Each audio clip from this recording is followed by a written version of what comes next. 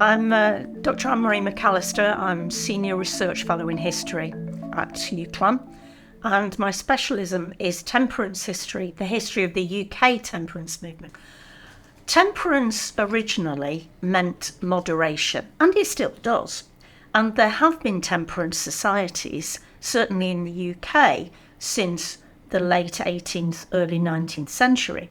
But they were largely middle-class organisations, and they advocated that people drank moderately. So in 1832, Joseph Livesey and 6 other men in Preston decided that they were going to sign a total abstinence pledge. And this was originally a pledge saying that they would not drink any alcohol at all. This was quite revolutionary. They spread out and they brought other working people in. Men and women, eventually children, saw this as liberating. They finally could take control of their own lives. They didn't have to be, as they saw it, slaves to alcohol.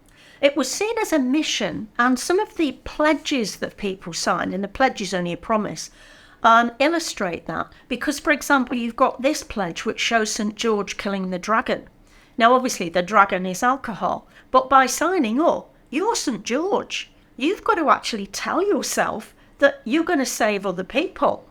You've taken on a responsibility. And, for example, they had a huge amount of visual material. They had medals and badges. This is a fascinating one. You got a medal after you'd been attending for 1 year, the weekly meetings, and then each year you got one of these stripes on your badge, and eventually you got a 7-year long serviceman.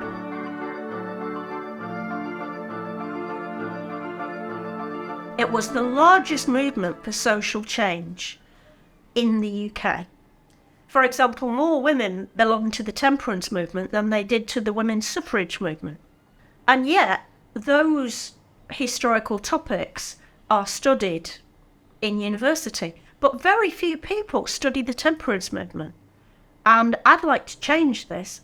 I think the temperance movement needs to be reevaluated, and it needs to be seen not as an attempt to control other people, but as the working class led movement it was. The British National Temperance League could no longer house its archive. It had to sell up and move to cheaper premises. So it offered the archive to UCLan because it was founded by Joseph Livesey, because it was in Preston, and what better place? So we got this amazing, internationally famous archive, the largest on UK temperance. And as we approach 200 years of temperance in 2032, I hope that UCLan is going to be really able to showcase this amazing collection. It has books, it has lots and lots of magazines, it has china, it has badges. I can't tell you how exciting it is. So it's a marvellous archive, and it's well worth people booking a visit.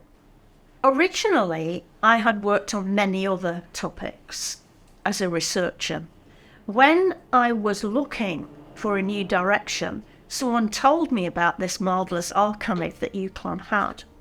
And I originally went in, and the previous archivist had said to me, "What do you want to look at?" And I said, "Everything." And that's been my attitude. Once I found out how much was there, it's occupied me, so that I've written on various things in my life other than temperance, but that's all forgotten now. The temperance stuff is so fascinating. And again, as a cultural historian, people really found it changed their lives, and they built their lives around it. It made them get up in the morning. It was their passion.